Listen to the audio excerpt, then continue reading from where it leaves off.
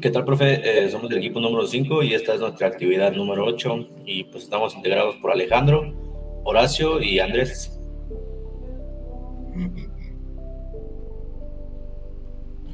En informática, programación de clusters es el proceso de escribir programas que se ejecutan en un grupo de computadoras interconectadas, conocido como clúster, con el objetivo de realizar tareas complejas de manera más rápida y eficiente. La programación de clusters es especialmente útil para aplicaciones que requieren una gran cantidad de procesamiento, como la simulación, el procesamiento de imágenes y el análisis de datos masivos. La programación de clústeres presenta varios desafíos, como la comunicación entre nodos del clúster, la coordinación de tareas, el tamaño del problema, la modularidad y el almacenamiento y administración de datos. Para superar estos desafíos se utilizan técnicas como la partición de datos, la paralelización de tareas y la programación distribuida en N conceptos, importante en los sistemas de computación que utilizan la memoria caché para mejorar el rendimiento. Bueno, ahora pasamos a lo que es, qué son y qué usos tienen las redes de medios compartidos. Bueno, pues las redes de medios compartidos son un tipo de red de computadoras en la que todos los dispositivos en la red comparten un medio físico para la transmisión de datos. En otras palabras, los dispositivos transmiten datos a través de un mismo canal o cable. Este tipo de red se utilizó mucho en los primeros días de la informática, especialmente en las redes de área local, LAN, de tamaño pequeño o mediano. Un ejemplo común de una red de medios compartidos de Ethernet eh, es la que se utiliza ampliamente en todo el mundo. Las redes de medios compartidos tienen algunas ventajas, como la simplicidad y el bajo costo, ya que no se requiere un hardware adicional para administrar el acceso a la red. Sin embargo, también presentan algunos inconvenientes, como la limitación a la cantidad de dispositivos que pueden conectarse y el hecho de que la congestión de la red puede afectar el rendimiento de todos los dispositivos conectados. Hoy en día las redes de medios compartidos se utilizan principalmente entonces de redes de área local pequeñas como hogares y pequeñas empresas. Las redes de medios compartidos también se utilizan en algunas aplicaciones de redes inalámbricas como el estándar Wi-Fi, donde varios dispositivos comparten el mismo canal inalámbrico para la transmisión de datos.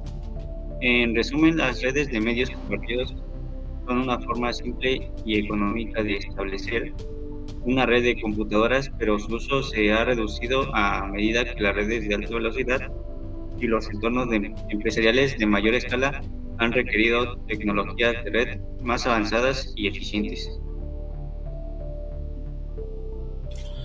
¿Qué son las redes conmutadas?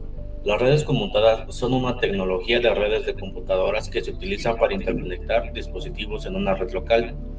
Estas redes se llaman conmutadas porque utilizan conmutadores o switches para enviar y recibir datos entre los dispositivos conectados a la red. En una red conmutada, los dispositivos se conectan a un conmutador que se encarga de gestionar la comunicación entre ellos. Cuando un dispositivo envía datos a otro dispositivo en la red, el conmutador identifica el puerto de destino y envía los datos directamente a ese puerto. Esto es diferente de las redes de difusión o broadcast, donde los datos se envían a todos los dispositivos en la red y cada dispositivo debe decidir si debe procesar los datos o no. Las redes conmutadas ofrecen varias ventajas sobre las redes de difusión, como mayor velocidad de transmisión de datos, menor congestión en la red y mayor seguridad. También permiten un mayor control y configuración de la red, lo que permite a los administradores de red implementar políticas de seguridad y controlar el acceso a los recursos de la red. En resumen, las redes conmutadas son una tecnología de redes de computadoras que utilizan conmutadores para enviar y recibir datos entre dispositivos conectados en una red local. Estas redes ofrecen varias ventajas sobre las redes de difusión, incluyendo mayor velocidad, menor congestión y mayor seguridad. ¿Qué es la coherencia de caché? Bueno, la coherencia de caché es un concepto clave en la arquitectura de computadoras. y se refiere a la necesidad de mantener los datos almacenados en caché sincronizados con los datos almacenados en la memoria principal o RAM. La caché es una memoria de acceso rápido que se utiliza para almacenar los datos que se utilizan con frecuencia. Cuando se accede a una ubicación de memoria en un programa, el procesador primero busca en el caché para ver si los datos están almacenados ahí. Si los datos están en la caché, se accede a ellos de manera mucho más rápida que si se tuviera que acceder a la memoria principal. Sin embargo, a la caché, para asegurarse de que los datos en la caché sean coherentes con los datos de la memoria principal, si la caché no se actualiza correctamente, puede haber una discrepancia entre los datos de la caché y los datos en la memoria principal, lo que puede provocar errores en el programa.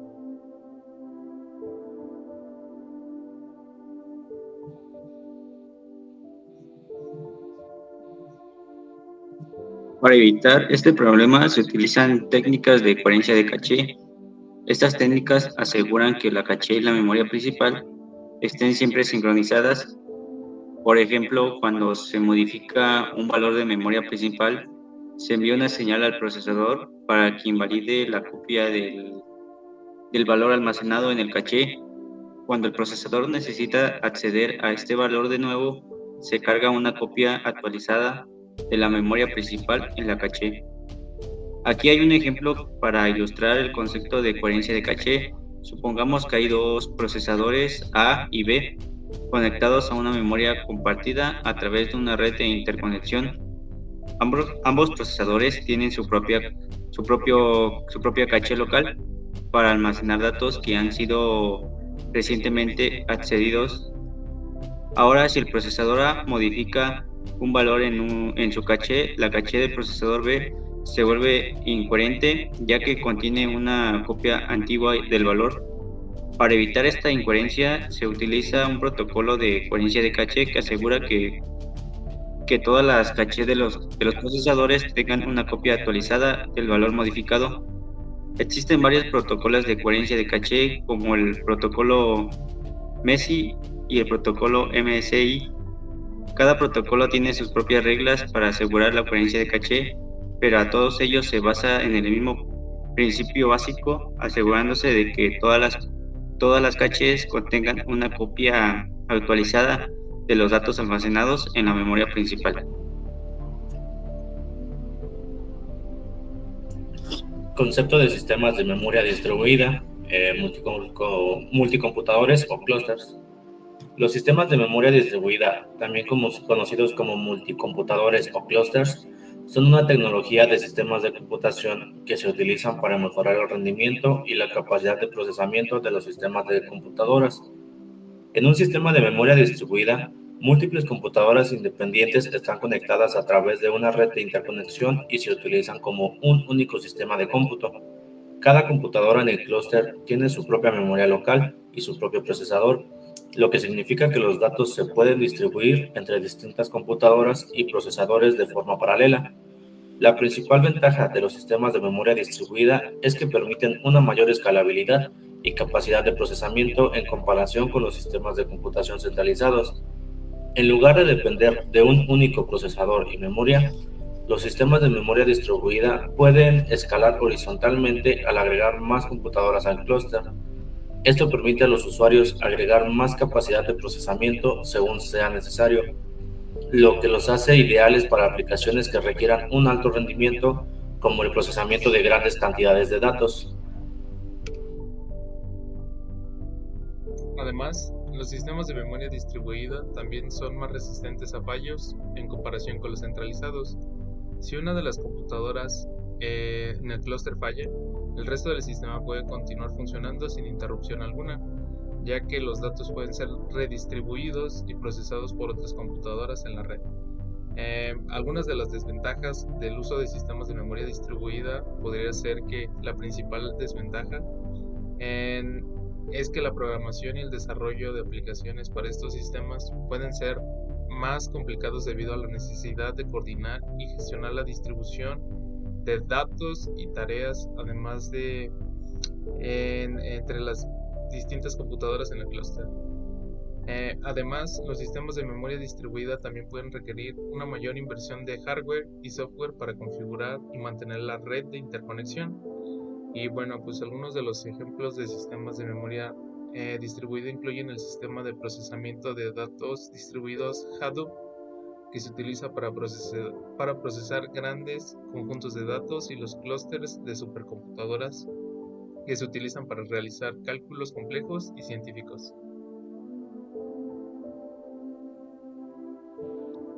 ¿Qué son las redes de interconexión estática? Las redes de interconexión estática son un tipo de arquitectura de red utilizada en sistemas informáticos que permiten conectar múltiples dispositivos electrónicos de manera eficiente y efectiva.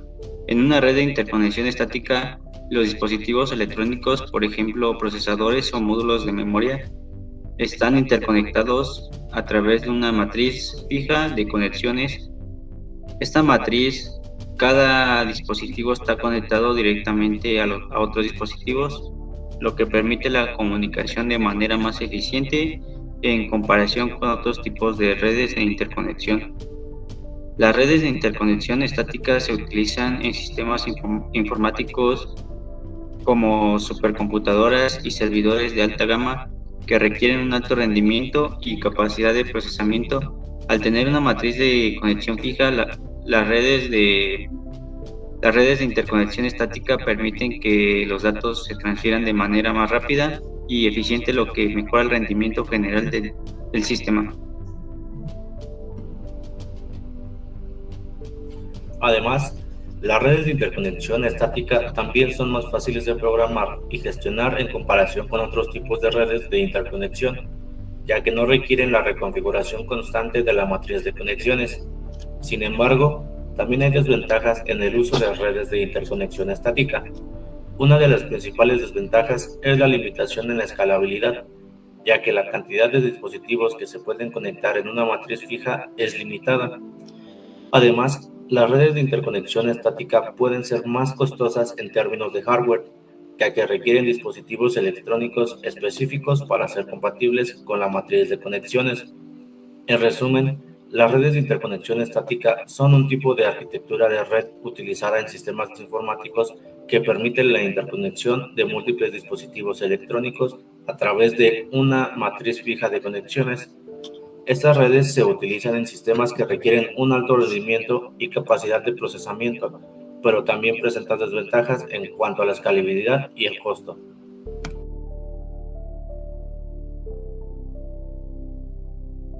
Bueno, ahora, ¿qué es un clúster y en qué consiste la programación de clústeres? Un clúster es un conjunto de computadoras interconectadas que trabajan juntas para realizar tareas en paralelo. Cada una de las computadoras, también conocidas como nodos, tiene su propio procesador, memoria y almacenamiento, y están conectadas a través de una red de alta velocidad.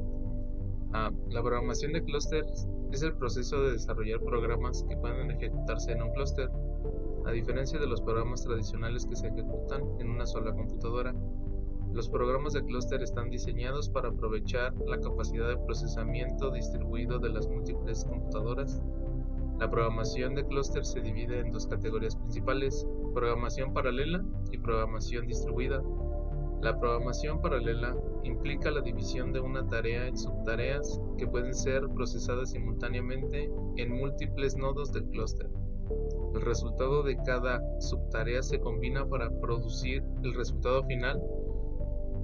Esta técnica es especialmente efectiva cuando una tarea puede dividirse en partes independientes que pueden ejecutarse en paralelo sin necesidad de iteración entre ellas.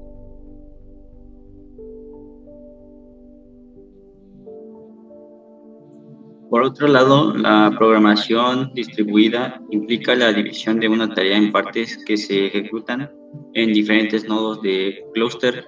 Cada nodo es responsable de procesar una parte de la tarea y luego enviar los resultados al nodo que coordina la tarea. Esta técnica es útil para tareas que requieren una gran cantidad de procesamiento de datos y en las que cada nodo deben interactuar con los demás para producir el resultado final. La programación de clúster también puede involucrar el uso de bibliotecas y herramientas específicas como MP, OpenMP y Hadoop, que facilitan la programación paralela y distribuida en clústeres. En resumen, la programación de clúster implica el desarrollo de programas que aprovechan la capacidad de procesamiento distribuido de múltiples computadoras interconectadas. Esta programación puede ser paralela o distribuida y puede requerir el uso de bibliotecas y herramientas específicas. Los clústeres son ampliamente utilizados en aplicaciones que requieren un alto rendimiento, como la computación científica, el análisis de Big Data y el procesamiento de imágenes y de video en tiempo real. ¿Qué consideraciones se deben tener sobre la programación de clústeres? La programación de clústeres presenta varios desafíos que deben ser considerados al desarrollar aplicaciones que aprovechen la capacidad de procesamiento distribuido de múltiples computadoras. A continuación, se detallan algunas de las principales consideraciones. La primera sería comunicación entre nodos. La comunicación entre nodos del clúster es un factor crítico en la programación de clústeres. Las aplicaciones deben ser diseñadas para minimizar la cantidad de comunicación necesaria entre los nodos y para optimizar el rendimiento de la red de interconexión. Además, se deben utilizar técnicas de sincronización eficientes para asegurar que los resultados producidos por los diferentes nodos sean combinados de manera adecuada. La segunda sería coordinación de tareas. En la programación de clústeres, cada nodo debe trabajar en una tarea específica que forma parte de una tarea más grande. Por lo tanto, es importante que se establezca una buena coordinación entre los diferentes nodos para asegurar que la tarea global se realice de manera eficiente y sin problemas. Y la tercera sería tamaño del problema. La programación de clústeres se utiliza a menudo para resolver problemas complejos que requieren una gran cantidad de procesamiento. Sin embargo, no todos los problemas son adecuados para su ejecución en un clúster. Es importante analizar el tamaño del problema y determinar si la solución en un clúster sería más eficiente que la solución en una sola computadora. Otro de ellos sería modularidad.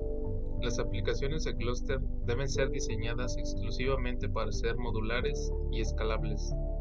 Deben poder ser expandidas a medida que se agregan nuevos nodos al clúster y ser capaces de manejar fallas en los nodos existentes sin interrupciones en la tarea global. Otro de ellos sería el almacenamiento y administración de los datos. En un clúster, los datos deben ser almacenados y administrados de manera eficiente. Se debe utilizar técnicas de almacenamiento distribuido para asegurar que los datos que están disponibles en todos los nodos que los necesiten. Además, se debe utilizar técnicas de administración de datos para evitar la duplicación de datos y garantizar la coherencia de los mismos. Como conclusión, los conceptos de programación de clúster, redes, interconexión estática y coherencia de caché son fundamentales para el diseño de sistemas de computación de alto rendimiento y estabilidad. La programación de clúster permite que los programas se ejecuten más rápido y eficientes al distribuir las tareas en múltiples computadoras interconectadas. Las redes de interconexión estática proporcionan un rendimiento predecible y una mayor confiabilidad, mientras que la coherencia de caché garantiza que los datos son consistentes y precisos en todo el sistema. A medida que la cantidad de datos y las demandas de rendimiento aumentan, la comprensión de estos conceptos se vuelven cada vez más importantes. Los desarrolladores y los ingenieros informáticos deben tener en cuenta estas consideraciones para diseñar y construir sistemas informáticos escalables, confiables y eficientes que puedan manejar grandes volúmenes de datos y aplicaciones de alta intensidad de cómputo.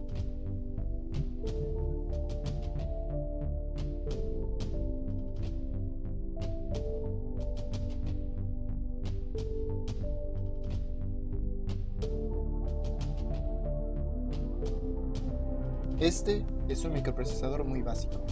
Esto quiere decir que su potencia de procesamiento es bastante baja. No hay mucho que podamos hacer con ello.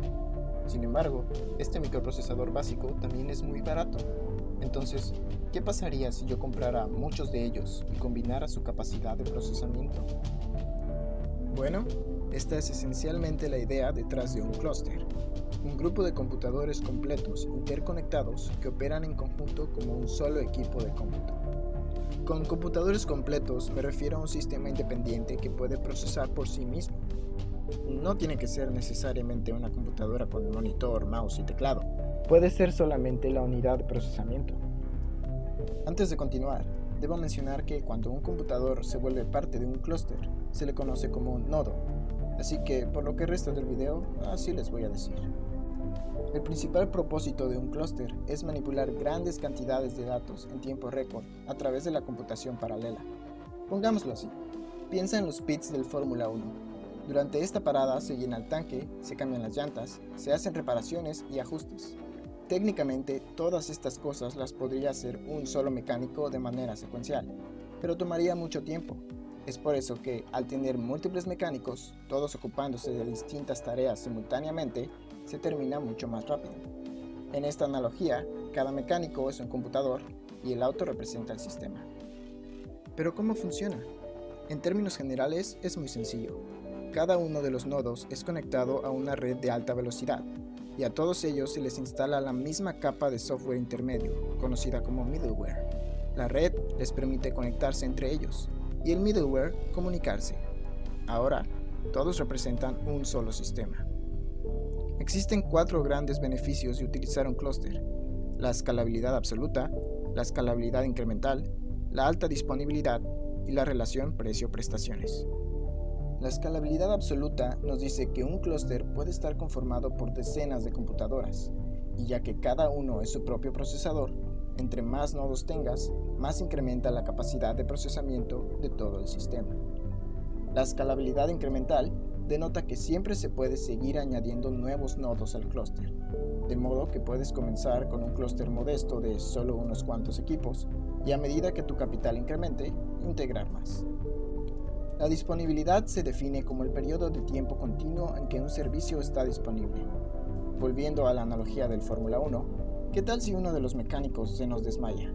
Tal vez no desayunó. Bueno, si esto pasa, otro de los mecánicos puede fácilmente tomar su lugar y terminar la tarea que estaba realizando antes de desmayarse. Al final, las reparaciones se terminan con éxito y nadie es afectado por lo sucedido. Casi nadie.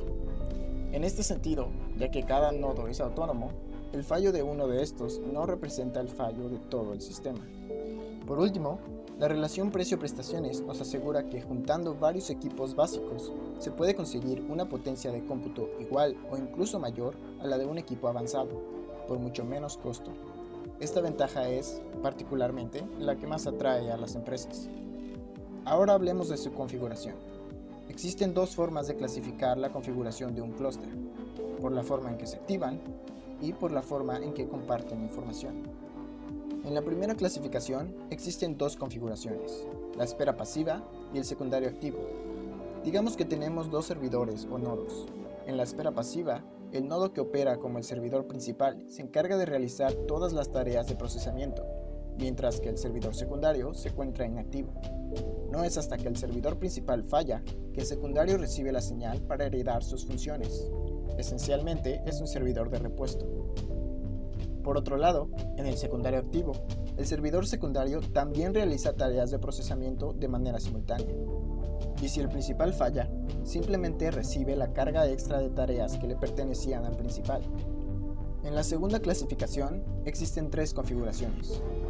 La configuración servidores separados, en que cada servidor tiene sus propios discos de almacenamiento, y si llegan a fallar, otro servidor debe copiar los datos de su disco para poder utilizarlos. La configuración Share Nothing, en que los servidores y los discos de memoria están divididos por volúmenes. Ciertos servidores están conectados a ciertos discos, y entre ellos pueden compartir su información.